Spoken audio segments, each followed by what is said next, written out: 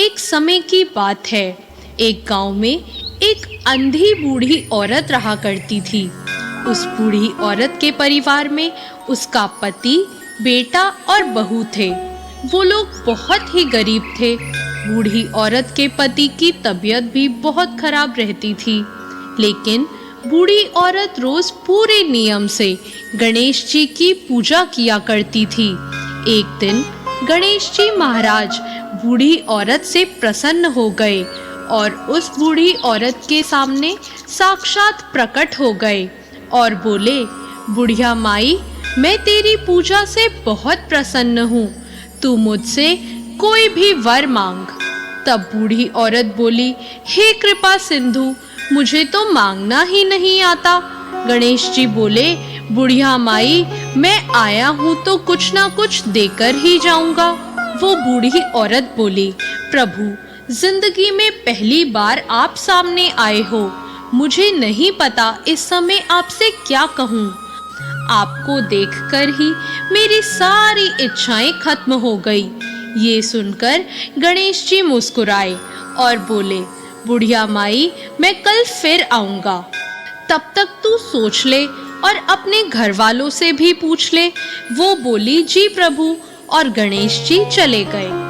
अब उस बूढ़ी औरत ने अपने बेटे को सारी बात बताई तो बेटा बोला, माँ, धन मांग ले। बूढ़ी औरत को कुछ सही नहीं लगा। उसने फिर अपनी बहू से पूछा। बहू ने बोला, माँ, पोता मांग ले, पोता। फिर बूढ़ी औरत ने अपने पति से पूछा तो वो बोला, अरे मेरी जिंदगी, मेरी सेहत मांग। तब बूढ़ी औरत ने सोचा, अरे ये सब तो अपने अपने मतलब का मांग रहे हैं। उस बूढ़ी औरत ने सोचा, क्यों ना मैं एक बार पड़ोसन से पूछ लूं।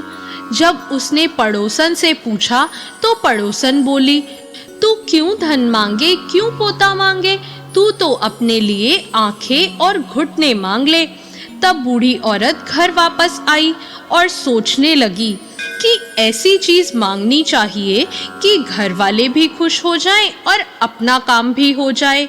वो बूढ़ी औरत सारा दिन सोचती रही।